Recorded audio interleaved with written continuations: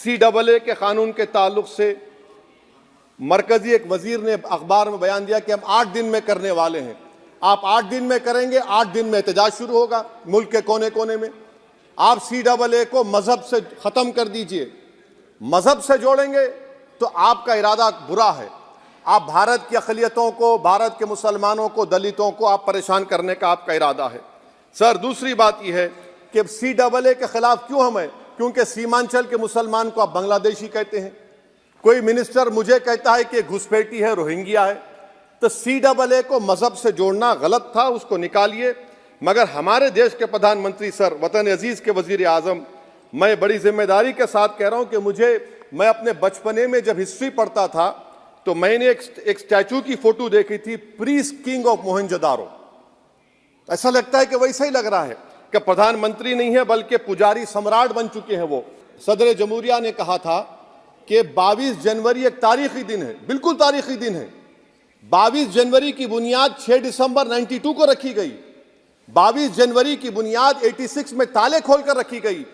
22 जनवरी की बुनियाद GB पंत ने रखी थी, इसीलिए तारीखी दिन है। और तारीखी दिन इसलिए भी है कि सर, इसी ऐवान में 16 दिसंबर 1992 को हमने एक रेजोल्यूशन पास किया था। आप बताइए कि आज इस मुल्क में चाहे कोई सेकुलर पार्टी का हो या जो भी हो, वाले सब सेकुलर है, बुरा मैं हूं, किसी में हिम्मत नहीं है कि 6 दिसंबर की बात की जाए। और वो तारीखी दिन इसलिए भी है सर, इंसाफ करने वालों में एक NCLT के चेयरमैन, एक गवर्नर और एक नामजद शुदा रुकने पार्लियामेंट बैठे हुए थे। अब आप बताइए मेरे पास बचा क्या है? बचा यह है कि आर्टिकल 32 बचा है, जिसको बाबा साहब अम्बेडकर ने दिया। आज मुल्क के 17 करोड़ मुसलमान भारत के वजीर आजम पर एतमाद भरोसा नहीं करते, बिल्कुल नहीं करते, बता रहा हूं, खुल के कह रहा हूं। अगर आप आर्टिकल 32 का ड्यू प्रोसेस ही खत्म कर देंगे तो फिर मेरे पास क्या बचेगा सर? क्या बचेगा? मैं तो यहां खड़े होकर वो सुप्रीम कोर्ट के मायानाज बेबाक वकील दुष्यंत दवे की तरह तो नहीं कह सकता। मुझे आज भी रूल ऑफ लॉ में भरोसा है, मुझे आज भी कानून पर, संविधान पर भरोसा है, मगर ड्यू प्रोसेस तो फॉलो होना चाहिए। ड्यू प्रोसेस फॉलो नहीं हो रहा। एक तारीखी दिन 22 जनवरी था, एक तारीखी दिन 31 जनवरी था।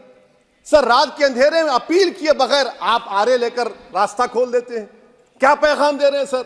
600 साल की मेहरौली की मस्जिद को बगैर को नोटिस दिए आपने डिमोलिश कर दिया। मैं जिम्मेदारी के साथ कह रहा हूं कि भारत के प्रधानमंत्री और उनकी सरकार भारत के मुसलमानों से उनकी शनाख्त को छीनना चाहते हैं। ख्वाजा अजमेरी के आस्थाने पर चादर बिछाइए, मगर आप जो चादर मुझसे छीनना चाह रहे हैं, मेरी मस्जिद है, आप हर मस्जिद को छीनना चाहते हैं। आप बताइए 17 करोड़ मुसलमानों को क्या पैगाम दे रहे हैं आप कि आप हर मस्जिद को छीन लेंगे मुझसे? फिर मेरा वजूद किस माने रखता है? मेरा शनाख्त क्या माने रखता है?